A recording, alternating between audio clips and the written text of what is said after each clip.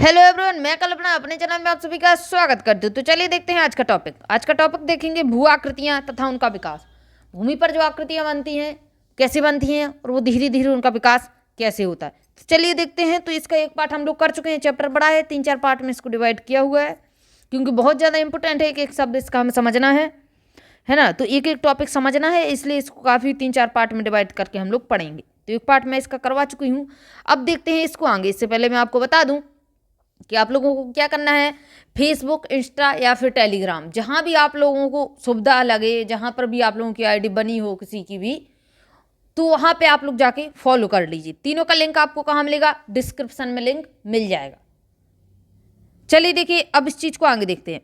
और अगर आप सब्जेक्ट की बात करें तो मैं सब्जेक्ट में बताऊँ आपको, तो मैंने आपके लिए साइंस 6 से जो है 10 तक का पूरा साइंस आपको करवाया हुआ है। और साइंस आपका इस प्रकार से करवाया हुआ है कि जहाँ जहाँ मैंने टिक करवाई हुए हैं साइंस में, बताया हुआ है कि ये क्वेश्चन इंपोर्टेंट है, ये टॉपिक इंपोर्टेंट है, वहीं वहीं से रेलवे में सीधे सीधे क्वेश्चन रखे हुए मिले हुए हैं बच्चों को।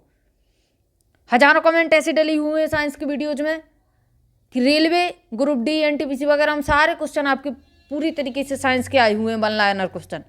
तो जाके देख लीजिएगा, वन डे एग्जाम आपका जो भी लग रहा हो साइंस से रिलेटेड या साइंस के क्वेश्चन उसमें आते हों। वैसे जनरल साइंस आपका 6 से 10 तक का हर एग्जाम में आता है, चाहे वो रेलवे हो, चाहे एससीपी वो आपका एसएससी, चाहे एनटीपीसी हो, कुछ भी एग्जाम हो अगर आप बात करें तो 2-4-10 क्वेश्चन आपको साइंस के मिल ही जाते हैं नॉर्मल।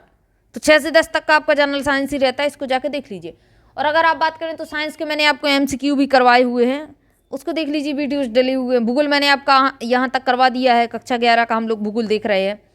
और मैंने आपका जो है हिस्ट्री पूरा करवा दिया, 6 से 10 तक का पूरा 6 से 10 नहीं, 6 से 12 तक का पूरा इतिहास करवा दिया है।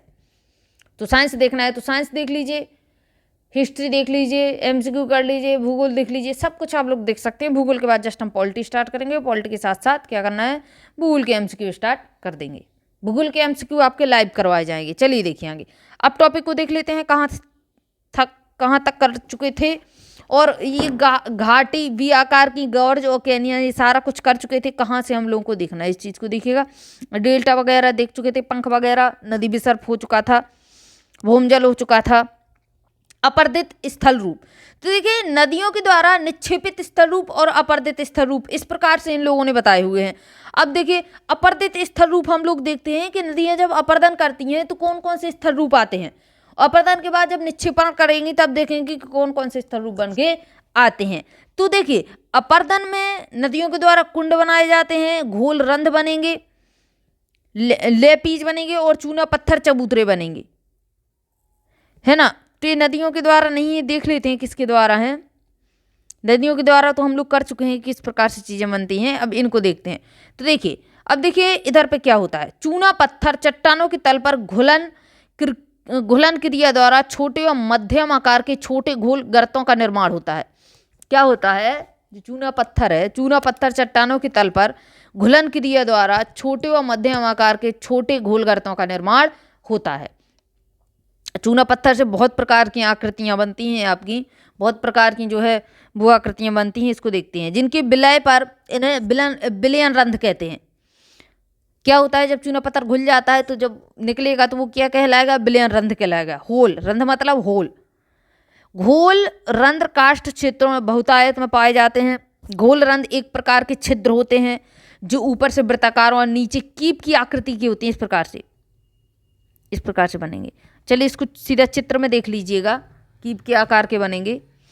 देखिए, ये रहे घोल रंध्र, इस प्रकार से ऐसे रहेंगे, ऊपर से चौड़ा सा रहेगा और नीचे की साइड कीप आकार का रहेगा, है ना। तो इस प्रकार से घोल रंध्र बन जाते हैं। इन घोल रंध्रों से नीचे की साइड क्या होगा, घोल घोल के जो है चूना पत्थर नीचे की साइड जाएगा।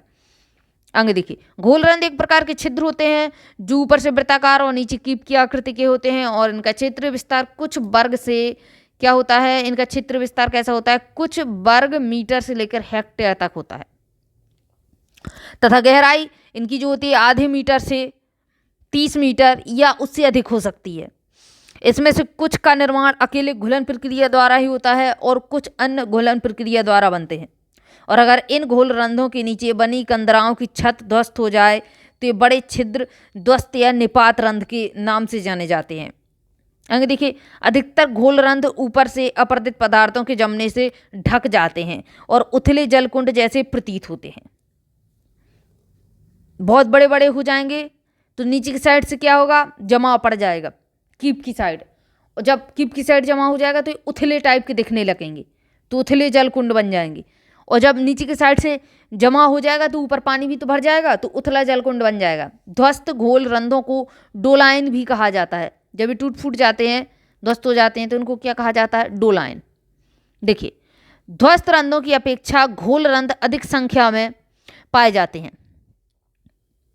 घोल रंध्र अधिकतर आपके पाए जाएंगे इस प्रकार से, ध्वस्त कम मिलते हैं। क्योंकि देखिए टूटेंगे क्यों, घोल रंध्र हैं, ध्वस्त टूटते कम ही है ना, और टूटने के बाद भी उनमें नई आकृति बन जाती है। कंदरा देखते हैं आगे कौन सी आकृति बनेगी, यू वाला नाम से बन जाती है।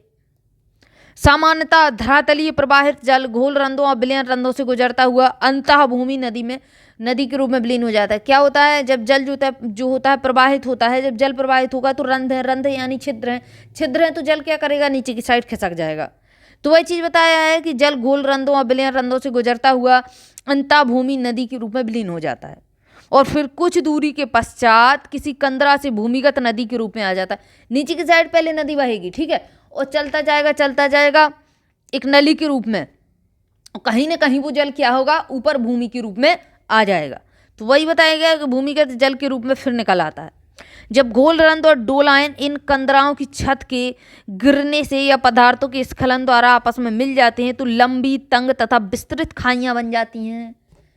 जब नीचे की साइड ज्यादा पानी भर जाएगा तो क्या होगा, इन रंध्रों का ऊपर का भाग टूट जाएगा। जब घोल रंध्र और डोलाइन इन कंदराओं की छत के गिरने से या पदार्थों के स्खलन द्वारा आपस में टूट जाएंगे तो लंबी, तंग और विस्तृत खाइयां बन जाती हैं, जिन्हें घाटी रंध्र या फिर क्या कहते हैं, इनको युवाला नाम से जाना जाता है। तो इसको देखिए, इसका चित्र देखिए तो आपको चीजें समझ में आ जाएंगी। इधर पे देखिए, घाटी सिंक या युवाला, इधर रंध्र थे, ऊपर का रंध्र का भाग टूट गया, अब ये रंध्र सारे इकट्ठे हो गए, इस प्रकार से हो गए, तो ये क्या बन गया, ये बन गए युबाला। पूछते हैं एग्जाम में पूछेंगे आपसे कि घोल रंध्र जब टूट जाएंगे तो कौन सी आकृति हमें मिलेगी आगे, तो युबाला मिलती है। धीरे धीरे चूनायुक्त चट्टानों के अधिकतर भाग इन गर्तों और खाइयों के हवाले हो जाते हैं और पूरे क्षेत्र में अत्यधिक अनियमित पतले और नुकीले कटक आदि रह जाते हैं, जिन्हें लेपीस कहते हैं। क्या कहते हैं, लेपीस। इन कटकों या लेपीस का निर्माण चट्टानों की संधियों में भिन्न घुलन प्रक्रियाओं द्वारा होता है। कभी कभी लेपीस की ये विस्तृत क्षेत्र समतल चूनायुक्त चबूतरों में परिवर्तित हो जाते हैं। क्या होता है, चूनायुक्त चबूतरे बन जाएंगे, धीरे धीरे क्या होंगे कि फैलते जाएंगे, फैलते फैलते एकदम समतल मैदान टाइप का, चबूतर टाइप का बन जाएगा। तो इधर को आप थोड़ा ध्यान से देखिएगा। अभी हम लोगों ने क्या पढ़ा, घोल रंध्र पढ़ लिए है ना, अभी हम लोगों ने युवाला पढ़ लिया, अभी ये चीज़ें रह गई, तो अभी इसको नहीं देखेंगे। ये विलय रंध्र है, ये घोल रंध्र है, ये निपाती रंध्र है, तो रंध्र आपके सारे पड़ गए। चलिए देखेंगे, कंदरा देखते हैं। कंदरा मतलब गुफाएं होती हैं, इनको केप्स भी कह सकते हैं आप लोग इंग्लिश में। ऐसे प्रदेश, इसको ध्यान से देखिएगा, ऐसे प्रदेश जहाँ चट्टानों के एकांतर संस्तर होते हैं। क्या क्या होता है, सैल, बालू पत्थर तथा क्वार्टजाइट, और इनके बीच में अगर चूना पत्थर तथा डोलोमाइट चट्टाने हो, जहाँ पे सैलों, बालू पत्थर, क्वार्टजाइट होते हैं, उनके बीच में क्या मिक्स हो, चूना पत्थर और डोलोमाइट मिक्स हो, तो चूना पत्थर और डोलोमाइट क्या करता है, पानी में घुल जाता है और घुल के खिसक लेता है। आ रही बात समझ में, और जब चट्टान के अंदर चूना घुल के रहेगा और वो घुल जाएगा तो अलग ही आकृति आपको दिखेगी। तो वही चीज़ इधर पे देखिए कि क्या होता है कि इसमें चूना पत्थर डोलोमाइट चट्टाने हो, जहाँ सघन चूना पत्थर चट्टानों के संस्तर हो, वहाँ प्रमुख्यतः कंदराओं का निर्माण होता है। कंदराओं यानी गुफाएं बन जाती हैं। जैसे ऊपर एक चट्टान है ना, इसमें बीच में चूना पत्थर है, ये चूना पत्थर घुल गया, तो अब चूना पत्थर घुल गया, ऊपर चट्टान की छत बची जब, तो क्या बनेंगी, वो गुफाएं बन जाएंगी। नॉर्मल बात है। आगे देख लीजिए कैसे बनती हैं। आगे देखिए, पानी दरारों और संधियों से रिसकर सेल संस्तर के साथ क्षैतिज अवस्था में बहता है। इसी तल संस्तरण के सहारे चूना चट्टानें घुलती हैं और लंबे एवं तंग विस्तृत स्थित स्थान बनते हैं, जिन्हें कंदराएं कहा जाता है। कंदरा मीन्स गुफाएं कहा जाता है। अभी देखेंगे कभी कभी विभिन्न स्तरों पर कंदराओं का एक जाल सा बन जाता है जो चूना पत्थर चट्टानों की तलवा उनके बीच संस्तरित चट्टानों पर निर्भर है। प्रायः कंदराओं का एक खुला मुख है। देखिए खुला मुख नहीं होगा तो हमें कैसे पता चलेगा कि इसके अंदर क्या है। तो जब एक साइड मुख खुला होगा तब तो हम अंदर जाके पता करेंगे कि यहाँ पे गुफा बनी हुई है, और वहाँ पे निक्षेप मिलेंगे तब तो हम वहाँ पे देखेंगे कि यहाँ पे चूना जमा हुआ था और अब वो घुल के पानी में चला गया और यहाँ पे इस प्रकार की गुफा छूट गई, तभी तो हमें पता चलेगा। तो एक साइड का मुख खुला होता है जिससे कंदराएं, वो जो मुख खुला होता है जिससे क्या होता है, सरिता बहकर बाहर निकलती है, और जब पूरा बाहर सरिता मतलब पानी मिक्स चूना निकल जाता है वहाँ से, तब हम अंदर जाके उसका जो है चित्रण देख सकते हैं आराम से।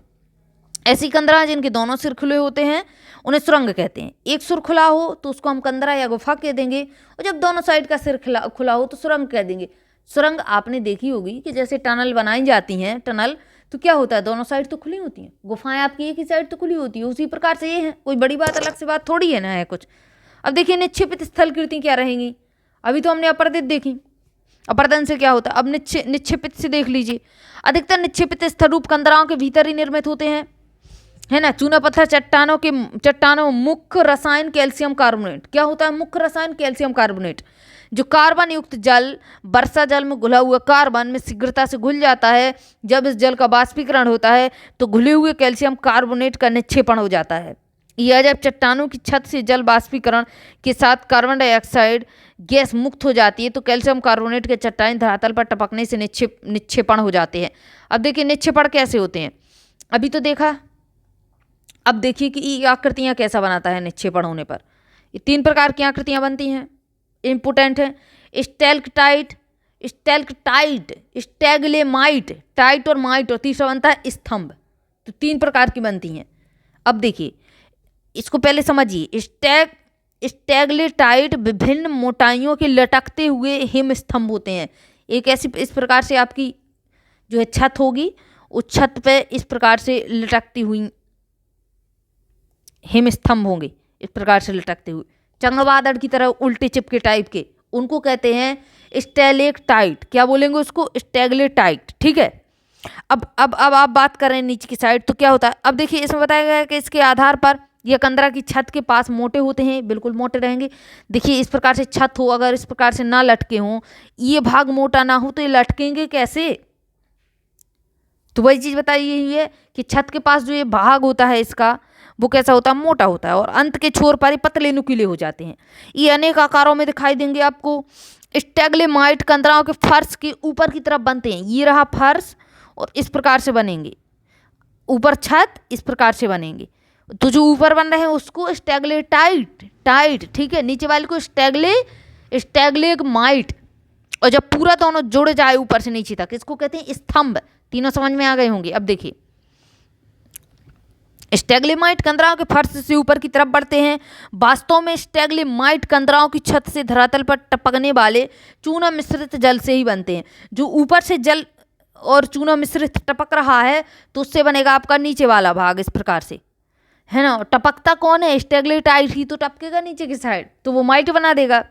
तथा स्टैग्लेटाइट के ठीक नीचे पतले पाइप की आकृति में बनते हैं। चित्र नंबर देख लेंगे। ये देखिए ये रहा चित्र, तो इसको ध्यान से देखिएगा। ये रही आपकी गुफा, एक तो गुफा का मुख है, ठीक है। ये दूसरा मुख मान लीजिए, एक साइड गुफा का मुख है, तो ये क्या बनेगा? कंदराएं बनेगी या फिर टनल बनेगी।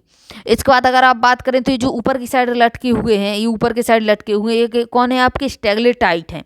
ये पूरा जो जुड़ा हुआ है ये आपका पूरा स्तंभ है, यानी खंभा है। स्टैग्लेमाइट आपका नीचे की साइड से ऊपर की साइड उठ रहा है ना। ऊपर का भाग इनका मोटा है, नीचे की साइड नुकीला मिलेगा। ये पूरा जो खाली डला हुआ है ये आपकी गुफा कहलाएगी। ये नीचे का फर्श होगा, ये ऊपर की छत होगी। तो नॉर्मल है, ये आपको चीज़ें आराम से समझ में आ गई होंगी। चलिए अब आगे देख लेते हैं। कहाँ थे हम लोग? देखिए स्टैग्लेमाइट एक स्तंभ के एक चपटी तस्तरी नुमा आकार में असमतल अथवा क्रेटर नुमा गड्ढे के आकार में विकसित हो जाता है। विभिन्न मोटाई के स्टैग्लेमाइट तथा स्टैग्लेटाइट, टाइट है तो ऊपर वाला भाग है और माइट है तो नीचे वाला, के मिलने से स्तंभ और कंदरा बन जाता है। दोनों जब मिल जाए तो उससे स्तंभ बन जाएगा, कंदरा बन जाएगी, है ना, गुफा बन जाएगी। चलिए देखिए आगे। हिमनद को देखिए, अब हिमनद में क्या स्थितियां हैं। पृथ्वी पर परत के रूप में हिम प्रवाह, हिमनद क्या है, हिम की नदियां, बर्फ की नदियां। पृथ्वी पर परत के रूप में हिम प्रवाह हो रहा है, या पर्वतीय ढालों से घाटियों में रेखिक प्रवाह है। जब पर्वत में हम जाएंगे तो इस प्रकार से रेखिक प्रवाह आपको मिलेगा, हिमनद का ढलान मिलेगी। जैसे हिमालय पर्वत की अगर आप बात करते हैं तो क्या है, वहाँ पे बर्फ ही बर्फ तो जमी हुई है, और जैसे अब ढलान होगी तो ढलान के रूप में जम जाएगी, और जब ढलान के रूप में जमेगी तो हम उसको क्या कह देंगे, हिम प्रवाह, या पर्वतीय ढाल से घाटियों में रेखिक प्रवाह के रूप में बहते हिम सन्नति को हिमनद कहते हैं। महाद्वीपीय हिमनद या गिरिपद हिमनद वे हिमनद हैं जो बृहद समतल क्षेत्र पर हिम परत के रूप में फैले हुए हैं, तथा पर्वतीय या घाटी हिमनद वे हिमनद हैं जो पर्वतीय ढालों में बहते हैं। प्रवाहित जल के विपरीत हिमनद प्रवाह बहुत धीमा होता है। हिमनद प्रतिदिन कुछ सेंटीमीटर या इससे कम से लेकर कुछ मीटर तक प्रवाहित हो सकता है। हिमनद मुख्यतः गुरुत्व बल के कारण गतिमान होता है। हिमनद देखिए, बर्फ जमी हुई बर्फ है, जमी जमाई बर्फ है ना, तो वो खुद से तो इतनी जल्दी चलेगी नहीं, तो गुरुत्व बल, अगर ढलान है तो गुरुत्व बल नीचे की साइड लगेगा तो वो गति करेगी। आगे देखिए, हमारे देश में भी अनेक हिमनद हैं, बिल्कुल हिमनद हैं, क्योंकि हमारे देश में इतना बड़ा उत्तर की साइड पूरा फैला हुआ है, हिमालय पर्वत हमारी सीमा बनाता है इंडिया की पूरी, है ना, तो क्या रहेगा, हिमनद तो मिलेंगे उसमें, जो हिमालय पर्वतीय ढालों से घाटी में बहते हैं। उत्तराखंड में मिलेंगे, हिमाचल प्रदेश और जम्मू कश्मीर के उच्च प्रदेशों में कुछ स्थानों पर इन्हें देखा जा सकता है। क्या आप जानते हैं कि भागीरथी नदी का जो उद्गम होता है, ध्यान से सुनिएगा, इसको इंपॉर्टेंट है, भागीरथी का जो उद्गम होता है वो कहाँ से होता है, तो वो गंगोत्री हिमालय से माना जाता है। गंगोत्री हिमालय के अग्रभाग, इसलिए इसको गोमुख से कह देते हैं। क्या बोलते हैं, गंगोत्री गोमुख से भागीरथी का उद्गम होता है, इस प्रकार से इसको बोला जाता है। हालांकि गोमुख का मतलब क्या होता है, आगे का मुंह है, गोमुख। वास्तव में अलकनंदा नदी का उद्गम कहाँ से होता है, तो इसके अलकापुरी हिमनद है। तो भागीरथी का गंगोत्री हिमालय से, गंगोत्री गोमुख से, और अलकनंदा नदी का उद्गम अलकापुरी से होता है। और जब ये दोनों देवप्रयाग में मिलती हैं तो ये पानी के रूप में आ जाती हैं, दोनों बह के आएंगी, और क्या होगा कि देवप्रयाग में ये दोनों इस प्रकार से आएंगी और मिल जाएंगी, और जब ये मिल जाती हैं तो इसका नाम क्या बनता है, इसको अब हम गंगा के नाम से जानने लगते हैं। तो देवप्रयाग के निकट अलकनंदा और भागीरथी के मिलने पर यहाँ से इसको गंगा के नाम से जाना जाता है। बहुत इंपॉर्टेंट है, इसको याद रख लेना। गौमुख का भी अर्थ याद रखना कि आगे का मुख गौमुख कहलाता है। हिमनद से प्रबल अपरदन होता है, जिसका कारण इसके अपने भार से उत्पन्न घर्षण है। इसका भार होता है, बड़ी बड़ी बर्फ की चट्टानें रहेंगी तो इससे घर्षण होता है। हिमनद द्वारा आकर्षित चट्टानी पदार्थ प्रायः बड़े गोलास मौत सीलखंड हैं, इसके तल में ही इसके साथ घसीटे जाते हैं, या घाटी के किनारों पर अपघर्षण व घर्षण द्वारा अत्यधिक अपरदन करते हैं। घर्षण के द्वारा ये अपरदन करते हैं। एक बर्फ चट्टान की तरह चट्टान पर एक बर्फ जम गई और वो गुरुत्वाकर्षण बल के कारण नीचे की साइड अगर खिसक के आती है तो क्या होगा, वो बर्फ जो है उस चट्टान को भी तोड़ते हुए ले आएगी अपने घर्षण से। हिमनद अपक्षय रहे चट्टानों का भी प्रभावशाली अपरदन करते हैं, जिससे ऊंचे पर्वत, छोटी पहाड़ियों और मैदानों में परिवर्तन हो जाते हैं। हिमनद के लगातार संचलित होने से हिमनद मलबा हटता होता है, विभाजक नीचे हो जाता है, और कालांतर में ढाल इतनी निम्न हो जाते हैं कि हिमनद की संचलन शक्ति समाप्त हो जाती है। जब ढाल नीचे की साइड हो जाएगी तो इस तरीके से जमा हो जाएगा हिमनद का, यानी बर्फ पूरी तरीके से जम जाएगी, फिर वो कहाँ जाएगी, खिसक के कहीं नहीं जाएगी, है ना, कहीं नहीं जाएगी, वहीं कहीं उसका जो है संचलन क्या हो जाएगा, समाप्त हो जाएगा और जम जाएगा। तथा निम्न पहाड़ियों व अन्य निक्षेपित स्थल रूपों वाली एक हिमानी धोत रह जाती है। आउटबॉस प्लेन धोत, हिमानी प्लेन मतलब प्लेन बन जाता है। हिमानी धोत देख लीजिए यहाँ पे बने होंगे, कहाँ गया चित्र, घाटी में हिमनद, हिमानी धोत मैदान, ये जम गए यहाँ पे। अंग देखिए कहाँ थे हम लोग। हिमनद के अपरदन और निक्षेपण से निर्मित स्थल रूपों को दर्शाया गया चित्र नंबर 11 और चित्र नंबर 12 में, जिसका वर्णन भी अगले अनुच्छेदों में किया गया है। चलिए इसको एक करके देख लेते हैं, बहुत इंपॉर्टेंट है ये आपके चित्र जो बनाए गए हैं। ये सर्क, काल, स्रग, अरेत, निलंबी घाटी सब देखेंगे। देखिए अरेत का रेत हो गया। अपरदित स्थल रूप कैसे बनते हैं हिमानियों से, देखिए सर्क बनेगा। हिमानीकृत पर्वतीय भागों में हिमनद द्वारा उत्पन्न स्थल रंध्रों से सर्क सर्वाधिक महत्वपूर्ण है। स्थल रंध्रों में क्या होता है, सर्क इसमें सबसे महत्वपूर्ण मिलेंगे आपको। अधिकतर सर्क हिमनद घाटियों के शीर्ष पर पाए जाते हैं। घाटियों के शीर्ष पर क्या पाए जाएंगे, अभी आगे आप देखना, सर्क मिलेंगे आपको। एकत्रित हिम पर्वतीय क्षेत्रों से नीचे आती हुई सर्क को काटती हैं। सर्क हिम पर्वतीय क्षेत्र से जब नीचे आती हैं तो वो सर्क बनाती हैं, नुकीले। सर्क गहरे, लंबे और चौड़े गर्त हैं, गड्ढे, जिनकी दीवार तीव्र ढाल वाली होती है, इस प्रकार से, है ना, अवतल होती है, अवतल यानी इस प्रकार से रहेगी। और हिमनद के पिघलने पर जल से भरी झील भी प्रायः इन गर्तों में देखने को आपको मिलेगी। इन झीलों को सर्क झील या टॉर्न झील कहते हैं। आपस में मिले हुए दो या दो से अधिक सर्क सीढ़ी नुमा क्रम में दिखाई देंगे आपको। देख लीजिए इधर पे सीढ़ी जैसे दिखाई देंगे आपको।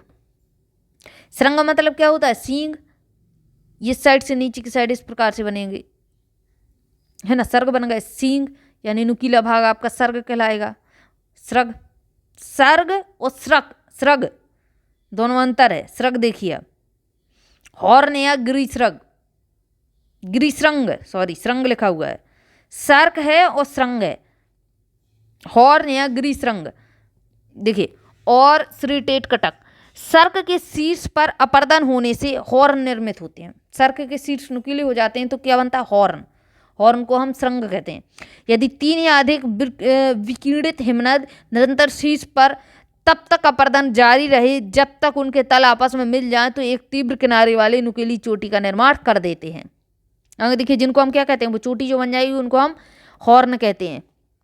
लगातार अपर्दन से सर्क के दोनों तरफ की दीवारें तंग हो जाती हैं और इसका लगातार कंघी या आरी के समान कटकों के रूप में हो जाता है, जिन्हें अरेत तीक्ष्ण कहते हैं। तीक्ष्ण कटक बनेंगे, इसको अरेत कहेंगे। अरेत देखेंगे अभी चित्र में।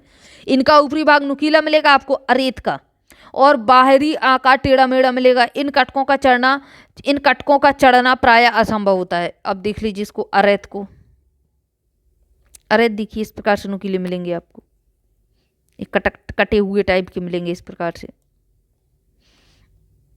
आगे देखिए, अब देखिए इस चीज को देख लीजिए कि जो आल्प्स पर्वत है आपका, आल्प्स पर्वत की सबसे ऊंची चोटी मैटरहॉर्न तथा हिमालय पर्वत की सबसे ऊंची चोटी एवरेस्ट है, वास्तव में हॉर्न है जो सर्क के शीर्ष अपर्दन है। आगे बात समझ में कि जो सबसे ऊंची हिमालय की चोटी है एवरेस्ट, माउंट एवरेस्ट, ये हॉर्न नहीं है एक प्रकार का। और आल्प्स की बात करें तो मैटर है यहाँ की सबसे ऊंची चोटी, वो भी आपका हॉर्न है ना। अंग देखिए, हॉर्न मतलब श्रृंग। हिमनद घाटी गर्त, हिमनद घाटी और गर्त, अब इसको देखते हैं। हिमानीकृत घाटियां गर्त की भांति होती हैं। जो हिमानीकृत घाटियां होती हैं वो कैसी होती हैं, गर्त की भांति। जो आकार में अंग्रेजी के कैसी होती हैं, यू अक्षर जैसी होती हैं, जिसके तल चौड़े और किनारे चिकने तथा ढालें जो होती हैं तीव्र होती हैं। इस प्रकार से रहेंगी यू आकार की, है ना। तो किनारे चिकने तथा ढाल कैसी रहेगी, तीव्र हो जाएगी बिल्कुल, और ज़्यादा यू आकार ले लेंगी इस प्रकार से, तो गहराई हो जाएगी इनमें। घाटी में मलबा बिखरा होता है अथवा हिमोड़ मलबा दलदली रूप में दिखाई देता है।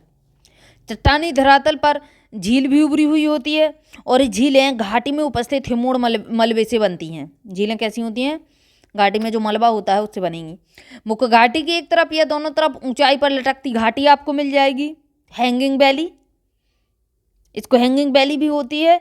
और इन लटकती घाटियों के तल जो मुख्य घाटी में खुलते हैं, इनके विभाजक क्षेत्रों के कट जाने से त्रिकोण रूप में नजर आती हैं। बहुत गहरी हिमनद गर्तें जिनमें समुद्र जल भर जाता है तथा जो समुद्री तटरेखा पर होती हैं उन्हें क्या कहते हैं, फ्योर्ड कहते हैं। क्या कहेंगे, फ्योर्ड। अंग देखिए, निक्षेपित स्थल रूप, क्या बनेगा निक्षेपित स्थल रूप में, निक्षेप कहाँ कहाँ होंगे, पिघलती हुई हिमनद के द्वारा मिश्रित रूप में भारी व महीन पदार्थों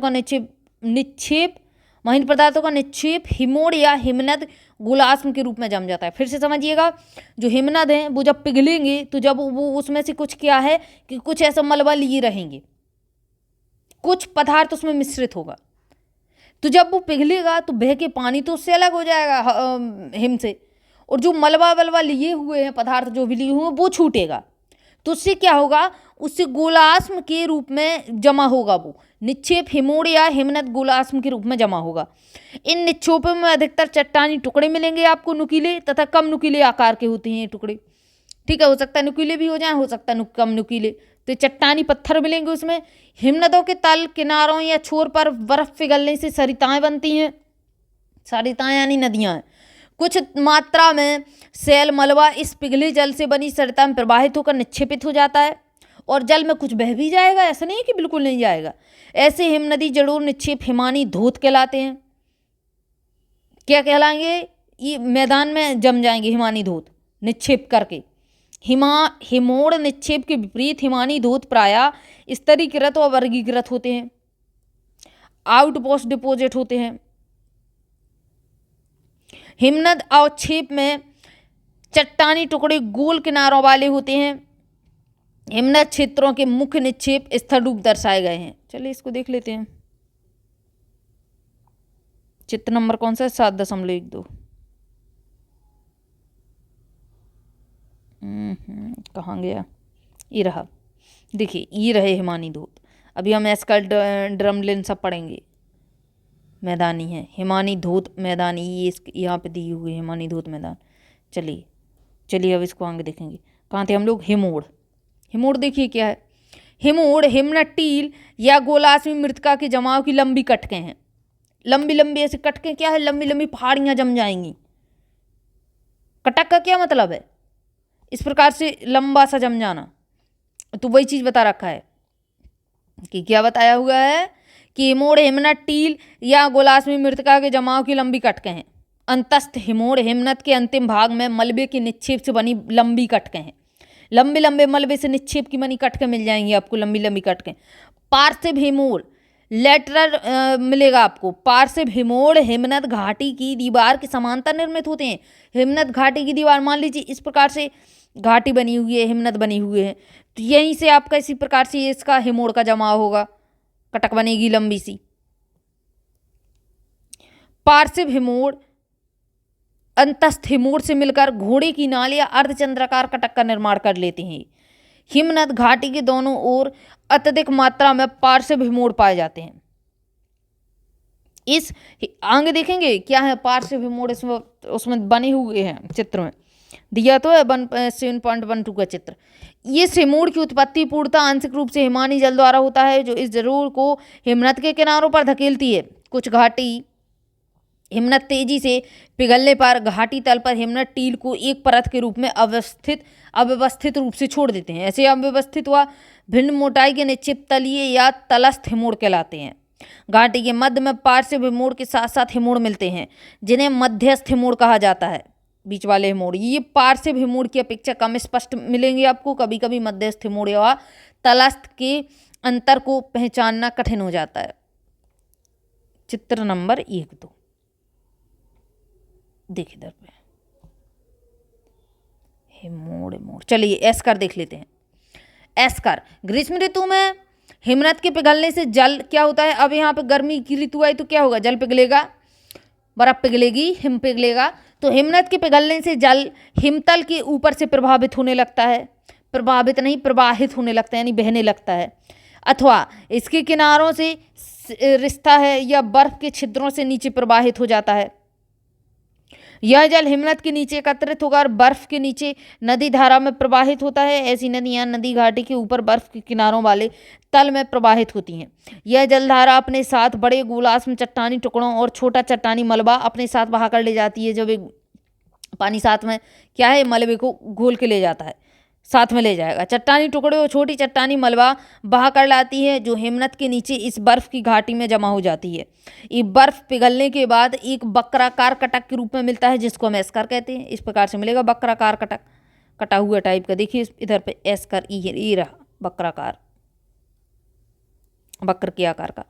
हिमानी धोत मैदान आउटवॉश प्लेन तो देख चुके हम लोग। हिमानी जो है हिमानी गिरिपथ के मैदानों में अथवा महाद्वीपीय हिमनदों में दूर हिमानी जड़ोर निक्षेप में क्या कहा जाता है? बजरी आ जाती है, रेत आ जाती है, चीका मिट्टी मिलेगी, मृतिका मिलेगी आपको। तो बाद में जाके एक मैदान में जम जाएगा, जिसको हम हिमानी धोत मैदान कहते हैं। अब देखिए ड्रमलिन। ड्रमलिन देख लीजिए। ड्रमलिन हिमनद मृत्तिका के अंडाकार समतल कटकनुमा स्थलीय रूप है, इस प्रकार से, जिसमें रेत और बजरी के ढेर होते हैं। ड्रमलिन एक लंबे भाग हिमनद के प्रवाह की दिशा के समांतर होते हैं, जहाँ मतलब मान लीजिए इस प्रकार से ये ड्रमलिन बने हुए हैं, इसी प्रकार से एक नदी बह रही है, तो ये समांतर होगा एक दूसरे के। अंग देखिए, ये 1 किलोमीटर लंबे व 30 मीटर तक ऊंचे होते हैं। ड्रमलिन का हिमनद सम्मुख भाग स्टॉस कहलाता है, जो प्रच्छ यानी टेल, पीछे का भाग, ध्यान से सुनिएगा इसको, कि सम्मुख का भाग स्टॉस कहलाएगा, सम्मुख का भाग, सामने का भाग तो स्टॉस, और जो पक्ष भागों की अपेक्षा तीखा होता है, मतलब जो आगे वाला भाग है वो नुकीला तीखा टाइप का होगा और तीव्र ढाल लिए रहता है। ड्रमलिन का निर्माण हिमनद दरारों में भारी चट्टानी मलबे के भरने व उसके बर्फ के नीचे रहने से होता है। इसका अग्रभाग या स्टॉस भाग प्रवाहित हिमखंड के कारण तीव्र हो जाता है। ड्रमलिन हिमनद प्रवाह दिशा को बताते हैं। ड्रमलिन क्या करते हैं, हिमनद की प्रवाह की दिशा को बता देते हैं। इससे हमें समझ में आ जाता है कि किस साइड नुकीला है या किस साइड इसका मुख नुकीला नहीं है। आगे की साइड इसका मुख नुकीला है ना, टेल भागों की अपेक्षा तीखा होता है, तो हमें समझ में आ जाता है। तंगवा धाराएं, तटीय प्रक्रियाएं सर्वाधिक क्रियाशील हैं। तरंगवा धाराएं, तो जो तट की प्रक्रियाएं हैं, जो एकदम समुद्र तट है उसकी प्रक्रिया कैसी हैं, क्रियाशील है, हमेशा होती रहती हैं और इसी कारण अत्यधिक विनाशकारी होती हैं, बहुत ज़्यादा विनाशकारी हैं। क्या आप नहीं सोचते कि तटीय प्रक्रियाओं या उनसे निर्मित स्थिर रूपों को क्या है जानना अति महत्वपूर्ण है? बिल्कुल जानना महत्वपूर्ण है, चलिए देख लेते हैं। तट पर कुछ परिवर्तन बहुत शीघ्रता से होते हैं। एक ही स्थान पर एक मौसम में अपर्दन व दूसरे मौसम में निक्षेपण हो सकता है। तटों के किनारों पर अधिकतर परिवर्तन तरंगों द्वारा संपन्न होता है। क्या होता है, तट के जो किनारे हैं उधर पर परिवर्तन तरंगों के द्वारा ही अधिकतर जो है चेंज होता रहेगा। तरंगे ऊपर की साइड उठेगी, नीचे की साइड गिरेंगी। कहाँ गया, जब तरंगों का अवनमन होता है, अवनमन यानी जब तरंगें नीचे की साइड गिरती हैं, अवनमन करती हैं, और तो नमन का मतलब होता है नमस्कार करना, अवनमन मतलब नीचे की साइड, है ना। तो जब तरंगे ऊपर से नीचे की साइड गिरती हैं तो उसको कहेंगे अवनमन। आगे देखिए, तो जल तट पर अत्यधिक दबाव डालता है। जब ये ऊपर से नीचे की साइड स्पीड से तरंग गिरेगी पानी की, तो क्या करेगा, ये तट को तो प्रभाव डालेगा ही ना, अत्यधिक दबाव डालेगा। और इसके साथ ही सागरीय तल पर तलछटों में भी दोलन होता है। तो जो तलछट यानी सागर के किनारे के जो भाग हैं उसमें दोलन होगा, यानी वो हिलेगा। तरंगों के स्थानीय अवनमन के प्रवाह से तटों पर अभूतपूर्व प्रवाह पड़ता है। सामान्य तरंग अवनमन की अपेक्षा सुनामी लहरें कम समय में अधिक परिवर्तन लाती हैं। लहरें, सुनामी तो बहुत तेज आएगी, तो वो तो एकदम से पूरा तोड़ फोड़ कर देती है तटों पर। तरंगों में परिवर्तन उनकी आवृत्ति होने से उनके अवनमन में उत्पन्न प्रवाह की गहनता भी परिवर्तित हो जाती है। सीधी सीधी बात है, तरंग जितनी तेजी से जब गिरेगी तट पर उतनी तेजी से इस पर प्रभाव पड़ेगा, कोई बड़ी बात नहीं है। आगे देखिए, तरंगों के कारक के अतिरिक्त तटीय स्थल रूप कुछ अन्य कारकों पर भी निर्भर करते हैं। कौन कौन से हैं, देखिए, स्थल और समुद्री तरंग की समुद्री तट की बनावट पर निर्भर करेगा। समुद्रोन्मुख उन्गमन तट या जलगमन, यानी जो तट जल में है या जल से थोड़ा बाहर है, इससे भी प्रभाव पड़ेगा। समुद्री जल स्तर को स्थिर या स्थायी मानते हुए तटीय स्तर रूपों के विनाश को समझने के लिए तटों को दो भागों में वर्गीकृत किया गया है। कौन कौन से वर्गीकृत कर दिया गया है, एक तो ऊंचे चट्टानी तट, जलमग्न तट, और निम्न समतल व मंद ढाल के अवसादी उन्गमन तट, दो में बांट दिया। एक तो ऊंचा तट, एक नीचा तट। ऊंचे चट्टानी तट, देखिए, ऊंचे चट्टानी तटों के सहारे तटरेखा अनियमित होती हैं तथा नदियां जलमग्न प्रतीत होती हैं। तटरेखा का अत्यधिक अवनमन होने से किनारे के स्थल भाग जलगमन हो जाते हैं और वहाँ फ्योर्ड तट बनते हैं। पहाड़ी भाग सीधे जल में डूब जाते हैं। क्या होता है, पहाड़ी भाग सीधे जल में डूब जाते हैं, डूबे रहते हैं, और सागरी किनारों पर आरंभिक निक्षेपित स्थल रूप नहीं होते हैं। अपर्दित स्थल रूपों की बहुतायत होती है। आगे देखेंगे, ऊंचे चट्टानी तटों के सहारे, ऊंचे ऊंचे चट्टान के तट हैं, ठीक है, तो उसके सहारे तरंगे अवनमित होकर धरातल पर अत्यधिक बल के साथ प्रहार करती हैं।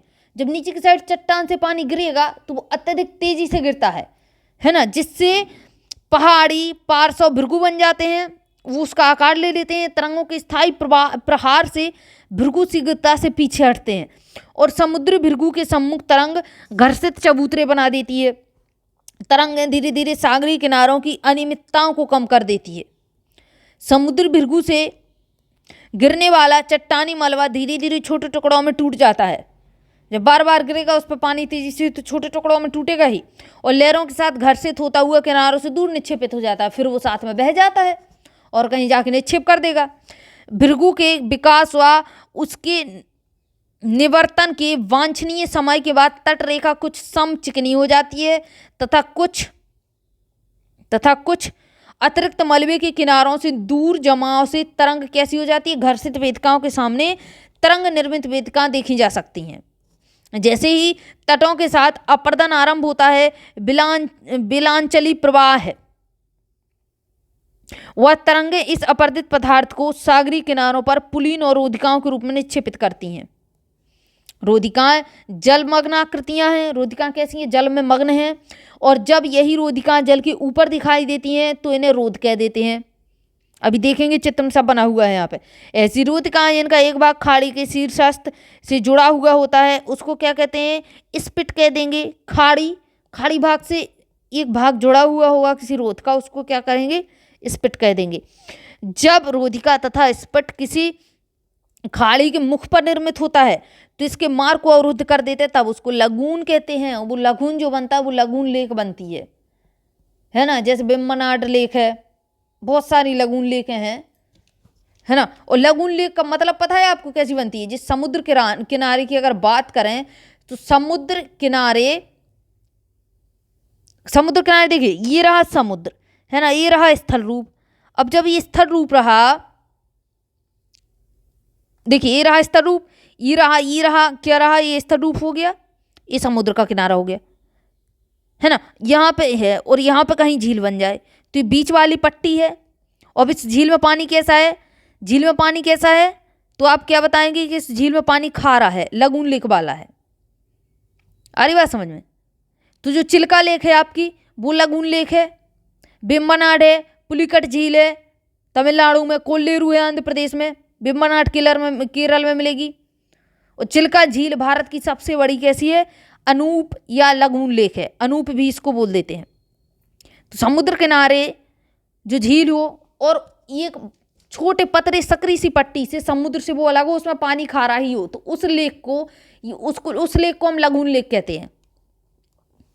तो लगून लेक बन चुकी है यहाँ पे। और आगे देखिए, कालांतर में लगून स्थल से बहाए गए तलछट से भर जाता है और तटीय मैदान की रचना कर देता है। धीरे धीरे वो तलछट से भर जाएगा, वहाँ पे समतल मैदान आ जाएगा, सो उसको तटीय मैदान कह देते हैं। देखिए, निम्न अवसादी तट, निचले अवसादी तटों के सहारे नदियां तटीय मैदान एवं डेल्टा बनाकर अपनी लंबाई बढ़ा लेती हैं। कहीं कहीं लगून व ज्वारीय सकरी खाड़ी के रूप में जल भराव के अतिरिक्त तट रेखा समचिकनी होती है। सागरोन्मुख यानी सागर की तरफ मुख स्थल मंद ढाल लिए होता है, उसी के साथ मंद ढाल में होगा सागर की तरफ इसका मुंह, और तटों के साथ समुद्री पंख व दलदल पाए जाते हैं। बिल्कुल दलदल मिलेगा। इन तटों पर निक्षेपित स्थलाकृतियों की बहुतायता होती है, बहुत ज़्यादा स्थलाकृति बन जाती हैं। जब मंद ढाल वाले अवसादी तटों पर तरंगें अवनमित होती हैं तो तल के अवसाद भी दोलित होते हैं और इनके परिवहन से अवरोधिकाएं लगून व स्पिट निर्मित होते हैं। लगून कालांतर में दलदल में परिवर्तित हो जाता है, धीरे धीरे वो दलदल बन जाएगा, उसमें जब तलछट जमते जाएंगे, अवसाद जमते जाएंगे, जो बाद में तटीय मैदान बना देता है। इन निक्षेपित स्थलाकृतियों का बना रहना अवसादी पदार्थों की स्थायी व लगातार आपूर्ति पर निर्भर करता है। अवसादों के अतिरिक्त तूफान व सुनामी लहरें इनमें अभूतपूर्व परिवर्तन ला देते हैं। बड़ी नदियाँ जो अत्यधिक नभभार लाती हैं निचले अवसाद तटों के सहारे डेल्टा बना लेती हैं। हमारे देश का पश्चिमी तट जो है, हमारे देश का जो पश्चिमी तट है वो ऊंचा पूरब भाग ही होगा और पश्चिम भाग ही होगा, है ना। तो देखिए ये वाला कहाँ गया, ये वाला जो भाग है इसकी बात कर रहा है ना। तो देखिए हमारे देश का पश्चिमी तट ऊंचा चट्टानी निवर्तन तट है पश्चिमी तट पर अपरदित आकृतियां बहुतायत में मिलेंगी आपको। भारत के पूर्वी तट पर निचले अवसाद तट होते हैं। क्या है कि पूर्वी तट जो है वो ऊपर उठा हुआ है, ऊंचा तट है। और जो यार पूर्वी नहीं, पश्चिमी तट। और अगर पूर्वी तट की बात करें तो उधर पर नदियां हैं और वहाँ अधिकतर दलदली भाग पाया जाता है। अगर आप इस सुंदरबन के डेल्टा की बात करें तो ये भी तो आपका एक दलदली भाग है। फिर महानदी, गोदावरी, कृष्णा, कावेरी सारी नदियां जब बंगाल की खाड़ी में गिरती हैं तो वो दलदली भाग ही बनाती हैं। इसका तट अधिकतर डूबा रहता है। और पश्चिमी तट कैसा है, अधिकतर उठा हुआ है ऊपर की साइड। पश्चिमी तट पर अपरदित आकृतियां बहुतायत में हैं। भारत के पूर्वी तट निचले अवसाद तट हैं। इन तटों पर निक्षेपित स्थलाकृतियां पाई जाती हैं। इन दोनों तटों की उत्पत्ति और प्रकृति को जानने के लिए आप भारत भौतिक पर्यावरण पुस्तक पढ़ें तो उसको देख लेंगे। अपरदित स्थल रूप तो इसको पढ़ेंगे कल, है ना। अपरदित स्थल रूप भृगु, वेदिका, कंदरा तथा स्टैक, इसको हम कल पढ़ेंगे। अभी इतना आज के लिए काफ़ी है। चलिए तो अब जल्दी से वीडियो को शेयर कर देना, लाइक कर देना, और अब मिलते हैं कल इसी भाग के साथ। तब तक के लिए जय हिंद, जय भारत।